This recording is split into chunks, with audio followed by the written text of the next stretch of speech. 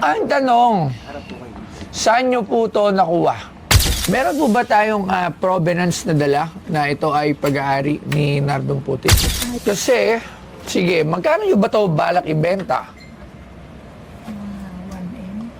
1 million.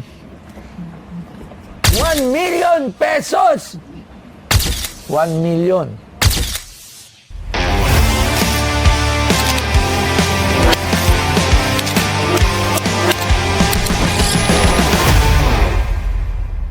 So yun, after ng ilang araw na birthday, Yes. ay, magkatrabaho na ulit tayo. Aba, may mga bisita agad tayo. Di pa nga tapos yung birthday mo. Di ba ba tapos? Magandang hapon po. Lapit po kayo dito, ma'am. Ay, apat sila, magtotropa, magbabarkada. Okay ba yung view nila dyan? Ma'am, dito po sa bilang side. Ma'am, tayo po. Ayan po, yasis po kayo ni... Opo, ayan yan. Ayun po kasi yung camera, tsaka ito po. Ayan, kailangan kitang-kita kayo. Sino po ba ang representative? Siya po talaga may... Hintay lang po muna, mamaya na po! Mamaya na po muna! Hintay po muna. Lagay ko po muna itong mga mic. Lalagay ko po muna to. Ay, lapit po kayo, Nay. Mamaya iurong Hintay yung lang. mga upuan Kayo din na. po. Napunta na dito lahat. Ayoko na tinatakpan ako sa lang. Nakikita sa Kailangan Kailangan po. po kasi yan. Ha? Kailangan po Kasi kasi nakikita po natatakpan likod din po nyo po. kami, ma'am. Natatakpo. Yan, okay po. So, ano po pangalan nila? Harap. Angie Salcedo. Banji Salcedo. Ayan po, ayan. Inuurog na po. Ayan. Kayo po, sir. Henry Domitita. Henry Domitita. Domisita. Kayo din po, mga kasama. Tita. Mimi, Bakilo, Mimi. Mimi Bakilo Chap. Marcel Dayo po. Okay, so apat sila. F4. F4. F4. Taga saan po kayo? Kainta po. Okay, Rizal. So, sige. Simulan na natin. Ano po ba ang inyong dala sa araw na to? Sige. Nay. Sige, Ayan, mama, nag-selfie, pwede selfie po ba? nga. Mainit tayo mag-video. Pwede mag-video. Ano po ang inyong dala? Gusto ko po yan makita. Sige po. Ano yan? Ano po ba? Kinardong Putik.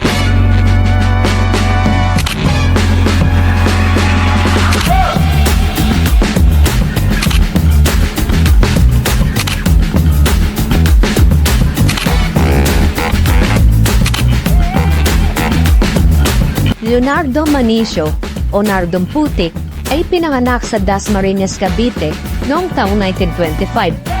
Siya ay anak ng isang magsasaka at politiko na nagngangalang Juan Manicio. Sa tatay niya rin galing ang bansag na putik dahil sa malaki yung mangging kulay ng balat ng kanyang ama. Sa araw ng binyag ni Nardo, noong siya ay 1 taong gulang pa lamang, isa sa kinuwang ninong ng kanyang ama ay si Jose Barzaga, isang politiko at membro ng Barzaga clan at isa sa pinaka-maimpluwensyang politiko noon sa buong Cavite. Ginawa ng tatay ni Nardo ang ganitong hakbang upang magkaroon ito ng maayos na buhay at sapat na proteksyon laban sa mga bandido. Ang nakakamahang kwento ni Nardong Putik ay hindi dahil sa kung gaano siya kinatatakutan noon sa buong Cavite, kundi dahil ito sa pinaniniwalaan niyang anting-anting na naging rason kung bakit siya mabilis na nakakatakas sa kulungan. Noong buwan ng Marso taong 1947, since mahirap nang mahanapan ng ebidensya si Nardong Putik upang siya ay arestuhin, agawa ng ibang paraan ng mga kapulisan upang tuluyang huliin itong si Nardong Putik. At dahil sa mga baril na hawak nito sa tuwing gagawa siya ng isang krimen, ay dito siya tuluyang nahuli ng mga pulis at ang kaso na ipinataw sa kanya ay walang iba kundi ang illegal possession of firearms. Ngunit sa kabila ng mga krimen na kanyang ginawa mula noon, ay bakit hindi man lang siya inuli ng mga pulis? Ito ay dahil sa malinis gumawa ng isang trapaho si Nardong Putik na sinisiguro nito na hindi siya basta-basta mahuli sa ilegal na aktibidad na kanyang ginagawa. Sa kabila ng pagiging matulog nito sa mga pulis, hindi nagtagal ay bumuo ito ng malaasyong salongga na grupo upang pagarian ang buong Cavite. Ngunit di tulad kay Asyong, si Nardong Putik at ang grupo nito ay nangihingi ng buwis sa mga tao o establishmento na kanilang poprotektahan. At kung sino man ang tatanggi sa kanilang mga alok na proteksyon, ay hindi magdadalawang isip si Nardong Putik na guluhin at sirain ang mga ari-arian ng mga taong ito. Kung kahit wala ring choice yung iba, kundi sumang-ayon na lang at sumunod sa pamamalakad ni Nardong Putik. Dahil kabi-kabilang krimen din naman ang nangyayari sa buong Cavite noon. Kaya kailangan talaga nila ng tulong mula kay Nardong Putik. At since malaking isda na itong si Nardong Putik at kinilang-kinina talaga sa buong Cavite, ay naging mayor agad ito sa buong Bilibid. Noong 1965, nailuklok sa pagkapangulo si Ferdinand Marcos Sr. Sa panahon ring ito, mas lalong papabor ang swerte ni Nardong Putik. Malaki rin ang naging parte niya sa pagpasok sa Malacanang Palace noong naganap ang napaka-kontrobersyal na 1969 election noong nagre-elect sa pagiging Pangulo si Ferdinand Marcos. Si Nardong Putik ay napakahirap na talagang mahuli kung kaya't nilagyan na ng bounty ang pangalan ni Nardong Putik na nagkakahalaga na mayigit 20,000 pesos. Buhay man ito o patay. At dahil napakaganda ng storya ng buhay niya, nagkaroon siya ng pelikula noong 1972 na ginanapan ni Ramon Revilla at ang binibenta sa Pinay Pawn Star ang damit na sinuot ni Nardong Putik. Wow! Si Nardong Putik ay isang kilalang Robin Hood ng Cavite, Imus Cavite. Gumagawa siya ng mga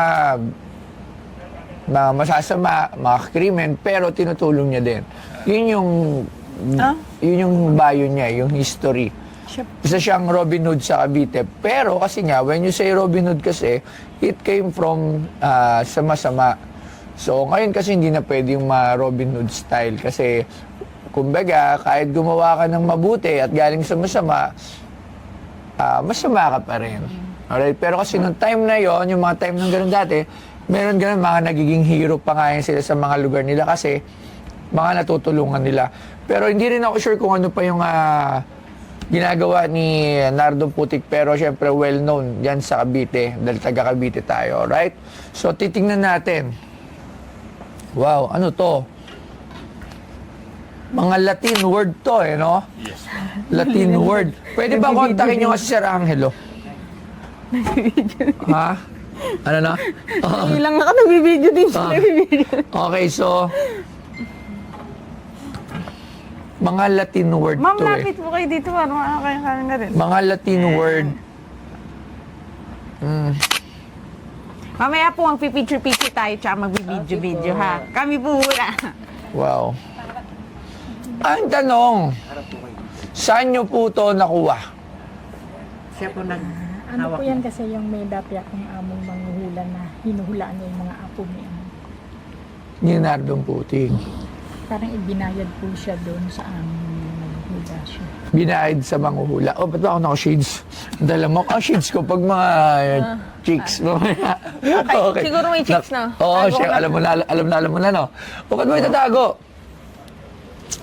Okay. Meron po ba tayong provenance na dala na ito ay pag-aari ni Nardong Putik? Yun lang po yung ano ko. Yung sa amo ko na.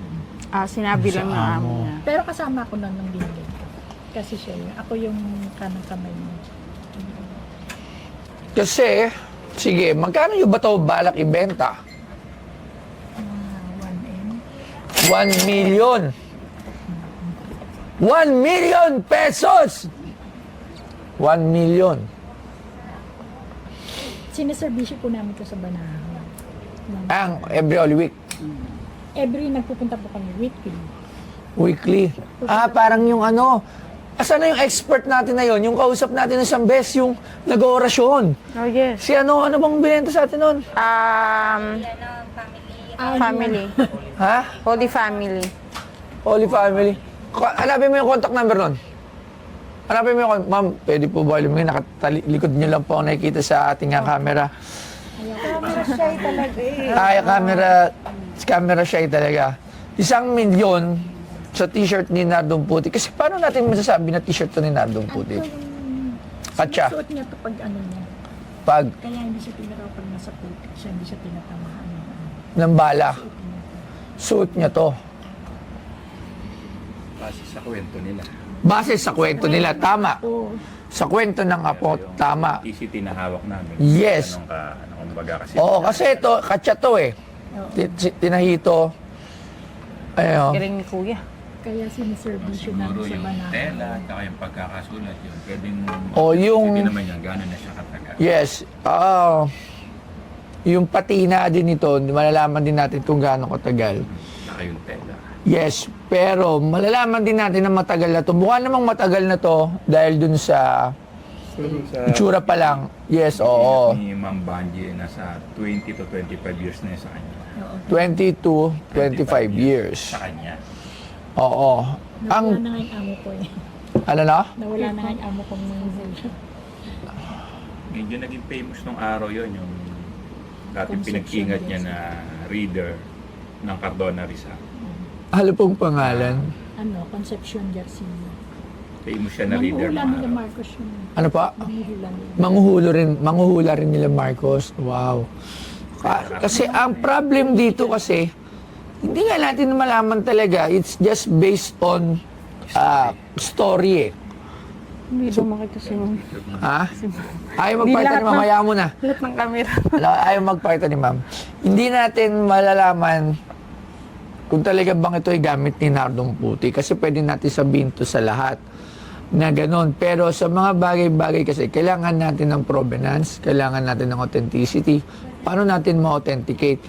Pero kung ito ay damit talaga ni Nardong Puti, at ito yung sinasabi na nagbibigay sa kanya ng power. Actually, first time ko lang din makakita ng ganitong damit. Kasi wala tayong kaalaman sa mga ganitong mga Latin words to eh. So, antayin natin yung isa na marunong, yung isa nagpunta sa amin dito Yung na nag-ano maraming sa alam. atin na, Nagbasbas. yes. So, tingnan natin kung ano ba to. Baka malay mo, may nakalagay. Sinusuot niya talaga, no? Pero it's a history, kung totoo talaga to. Kung mapapatunayan natin to na kay Nardong Putik talaga to, it's a piece of history yung nasa harapan ko. Ang kailangan lang natin mapatunayan na kay Nardong Putik to. Yun yung mahirap. Pero gusto ko to dahil part to ng history ng Pilipinas. Alright? Kumbaga, kahit level nyo dyan sila Nardong Putik, sila Baby Ama, sila Ben Tabling, sila Asyong, to name a few. Yun yung mga sikat dati. Famous na nga. Oo, mga notorious. Di ba? Hindi sila famous, notorious. Mas kilala sila as mga notorious. So, napakaganda sanang makuha to at i-display. So, may tatawagan lang tayo para tingnan lang natin kung ano masasabi niya. Ano ba ang height ni Nardong Putik? Ha? Wala kami idea. Oo, malalaman natin yan sa Google, ha? Ha? Pag sinuot ko ba to, mawawala ako sa putik? So, meron ba tayong putik dyan? Pag sinuot ko to, ha? Dahil lang natin yung expert. Masabi. Galing eh, ano? Eto nga, babasahin niyo yung mga Latin. Andiyan na? Okay, natin na natin. Alpha, Omega. Agimat, abukaw, oam, ako, ok, ak, as. Di ba? Hindi natin to alam kung anong ibig sabihin nito. Yung mga acronym na siya. Oo. 5'4". 5'4". Definitely. Pasok sa kanya to kung 5'4". Kasi 5'7" ata ako. So, maliit siya, 5'4", no? 137 pounds na lang siya. Payat pala siya. Sige. Paano natin? Messenger to. Ito, parang mga sasakla to, ah. Ano po ito? Mga Siete Arcángeles. 7 ano pa? Angels. 7 Archangel. Pinag-aralan niyo po ba to? Hindi naman. Bago po. Pero ang ganda nito, ah. Nagbubundok din naman kami kaya. Ito yung So, paano may na. Opo, sa Banawe, no? Banahaw. Ay, Banawe pala. Banawi sa Quezon City yan sir. Banawe, Banawe bilihan. rice, Banawi Banawe rice terraces yun. Bilihan pala ng mga pyesa yon yung Banawe.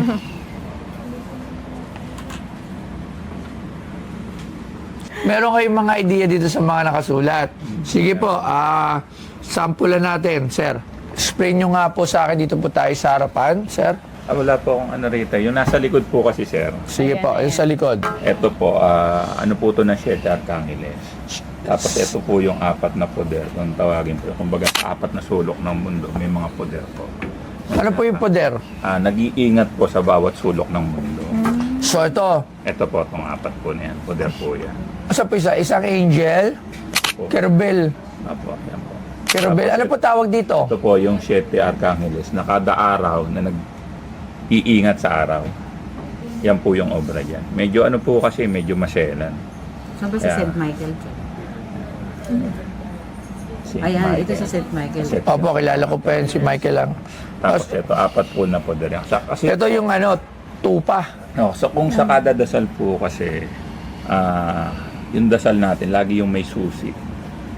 May poder, kumbaga. Kumbaga sa bahay, hindi pwede may susi ka lang, may isa pa siyang lock. So, ganun din sa dasal.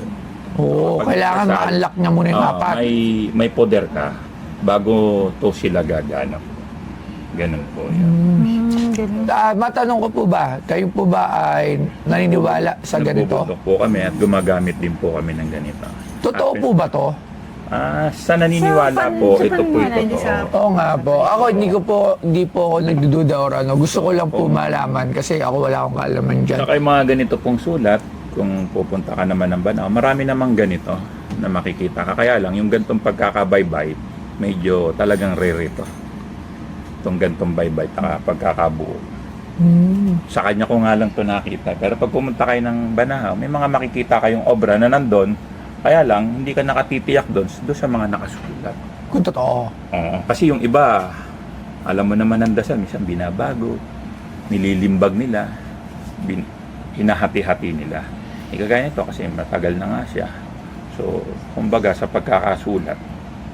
So, yun lang yung maano natin yan. Pero yung mismong kay Nardong Putik talaga, Kasi pag mahirap nakilala ko patunayan. kay Nardong Putik, nag-aanting. Yung Antingero talaga siya. Kumbaga ginamit Oo. niya to bilang Ah. protection sa sarili niya. Sa sarili niya, Opo. during nung ginagawa niya yung pagiging Robin Hood niya nung araw. Yes, oo. Para proteksyonan siya sa mga bala at makawala sa mga tumutugis sa kanya. Cavite po kasi nung araw, naging famous siya na lugar ng mga nag-aanting. Opo, ang Cavite, opo. Kasi ako, Kaya nga sumikat si Sir Ramon Revilla dahil sa mga agimat at yung anting-anting. mga Dahil sa Cavite, punong-puno kami famous nun. nung araw Yes. yung Caviteño ng mga agiman. Siya lahat yung nagsa pelikula. Ako kasi, Happens lang kasi siya talaga nag-ingat. hindi ko kasi malaman paano ko ito pepresyuhan. Actually, kasi hindi ko masasabi na kay Nardong Putik to eh. Mahirap patunayan yan. Mahirap eh. So, kung ito ay kay Nardong Putik, siguro baka mabili ko to mga 200 to 300, siguro mga ganun, 400. Kung talagang meron tayong patunay na kay Nardong Putik. Sa 1,000,000, medyo alanganin pa. Pero depende na rin talaga. Sa authenticity kasi makikita Oo. sa tela. Hindi, sa tela. Pwede kasing authenticity na luma. Talagang luma to. Andun na tayo, authentic siya. Pero ang tanong nga kasi, Kung ginamit ba niya talaga? kasi dun magkakaroon ng worth yun eh, na mas malaki. Pero ito luma to kung ganito lang. Ito kahit ganito, pwede ko itong bilhin eh. Kasi di-display ko na isa to sa mga lumang kasuotan na ginagamit ng mga anting-anting na kahit sino, kumbaga walang in particular na famous na tao. Kumbaga nakuha lang to, isa tong lumang ganyan na nilalaman yan to protect kung sino man yung gumamit, magkaroon tayo ng protection sa mga kung ano man yung iniingatan niya. Pero hindi na siya mataas ang presyo. Siguro mga artifacts na ito, siguro mga 20,000 to 30,000. Pero kung eto nga po ay mapapatunayan natin talaga na kay Nardong Putik po talaga to, kaya ko po itong bilhin siguro mga 200 to 300, ganun. So, yun lang yung Wala rin kaming proofs magkakaproblema tayo. Kasi kailangan din po talaga natin yon maliban lang sa sinabi, istorya. niya na Oo. dati niyang kasama na naging Which is, famous nung araw sa syempre, ang hirap nun. hearsay pa rin yun. Oo, hindi natin pwede lagay sa museum na ito ay galing kay Nardong Putik. Ang Sabi ni provenance ano? ay sabi ni ano. So, hindi siya mabibili at hindi siya mahirap siyang... hindi ako nagdududa. Wala sa mukha ko na nagdududa ako actually. Gustong-gusto ko itong kunin. Pero kasi kailangan lang talaga natin dito ng authenticity na itong damit na to ay galing kay Nardong Putik. Kasi it's a piece of history yung nasa harapan natin ngayon kung talagang ito ay galing kay Nardong Putik. Pagdating sa ganun, sir, wala kami may bibigay na patibay.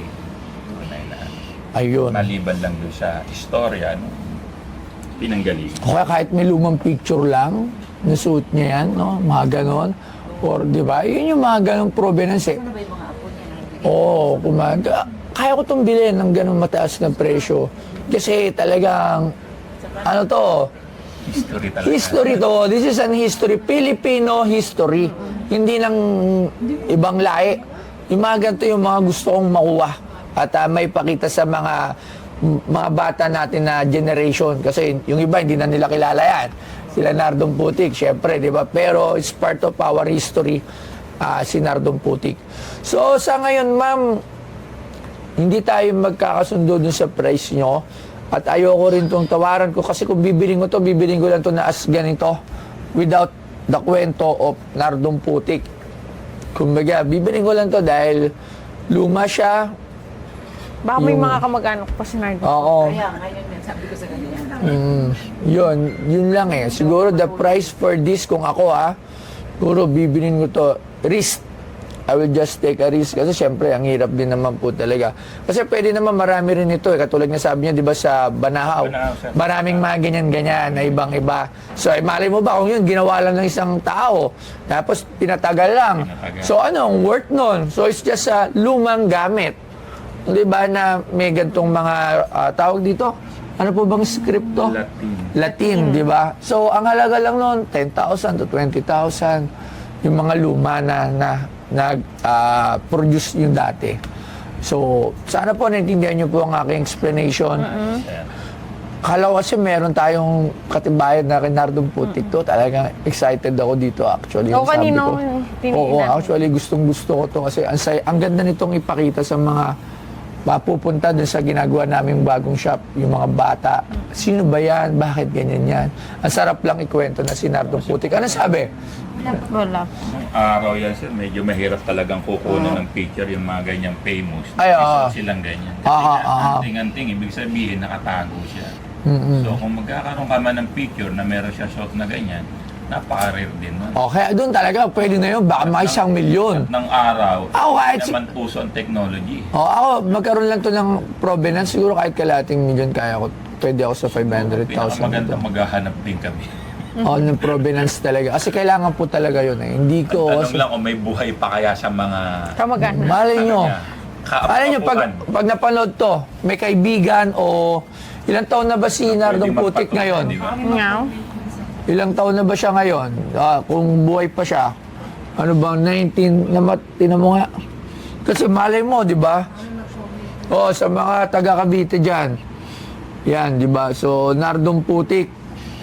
So, Sir pala, Filipino gangster. opo, yung notorious nga po siya, si Nardong Putik. Actually, Robin Hood ang mga tawag sa atin dati dyan eh.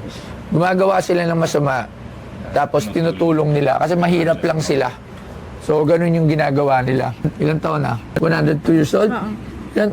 Hindi, 48 siya nung namatay. Ay, 48 years Ayun, na buhay. 1923 siya pinanganak. Okay, malay mo may picture dyan sa Google. Oh, 102 na. 25, Ha? 1923. 102. Tinan ko. 100 Ayan. na. Namatay siya 1971. 97. Diba? Oo. October 10. Diba? Magkaiba. Ninyo naman to. Okay, so, siguro ma'am, Leonardo Putik. Leonardo Mali. 102 na siya. siguro ma'am, sa mga kapanood nito, kung sino yung may maalam sa mga ganito, Ganyan. pwedeng kontakin nyo ulit kami para makontak natin sila, sir. Malay mo, meron talagang marunong talaga ito na, oo, alam ko talaga yan na yung anting-anting na yan kay Nardong Putik. Kasi hindi mo naman to pwede transfer sa iba eh. Makakahanap yan sila, sir. Sino yung gumamit talaga nito, yun lang yung gagamit nito, Labs. Hindi mo to pwedeng ipasa eh. Oo. Unless patay ka na nga. Na, O, di ba yung nagsabi din sa akin? Oo, nagsabi sa atin ng isang ganon. So, yun ma'am. Kung bebenta nyo sa akin to ng 20 mil, why not? Bibiling ko, susugalan ko. Pero, mas maganda na, May profit. Authentic mo. oo, Kasi- para mas malaki. Naintindihan naman natin. Oh, kasi pag na-authentic ko to, edi jackpot ako. Hindi naman biro. 500,000. Oo, di ba? Naintindihan namin. Opo. So, yun sir, maraming salamat po. Taga saan pa ba sila? Taga Kainta dyan. Ah, Cavite Kainta. sila. Cavite, taga Cavite kayo sir. Saan Kainta sa na Cavite? po, taga Kainta. O, eh di ka lugar nyo. Doon namatay si Nardong Putik sa Imus. Hindi pa ako tao na sinilang yan. Anong namatay siya, hindi pa ako tao. 1971. Ah, 1971. Hindi ka pa rin buhay Hindi pa, noon. 10 years. 1981 ako eh. 70s ako eh. Pero hindi pa ako tao. So yun sir, maraming salamat po. Thank you At, so much po. Isang karangalan na kung ito talaga ay Hindi, galing... feeling ko may mga, pag napalabas to may mga Kung ito talaga ay galing kay Sir Nardong Putik, gusto ko to sa shop ko. Balik nyo to sa akin at magkakapresyo talaga to. Oo. Talagang gusto ko to. Ang sarap ito i-display at ipakita. Pag meron silang ano. Sayang lang talaga. Kontakin niyo po. Hindi kasi ako pwede maglabas ng malaking halaga. Wala tayong katibayan. Di ba? Mahirap. Kasi ang hirap din siyang i-display. Paano sila maniniwala? Kumbaga, hearsay lang. Kumbaga sa korte, hindi dati. Hindi papanigan. Hindi Oo. tatayo. Hindi talaga. So, yan. Maraming salamat po, sir. Thank you po. Thank you po. Ma'am, thank you po. So, interview na lang sila, sir. Salamat po. Thank you po sa time ni Pinoy Poundstar. So, yun nga, yung dinala namin product, medyo mahirap po talaga yung authenticity. So, hindi po siya nabili ni Sir. So, siguro maghahanap muna ng mga proof facts para magkaroon ng magandang value yung halaga ng damit na dinala namin. So, yun lang. Thank you, Pinoy Poundstar.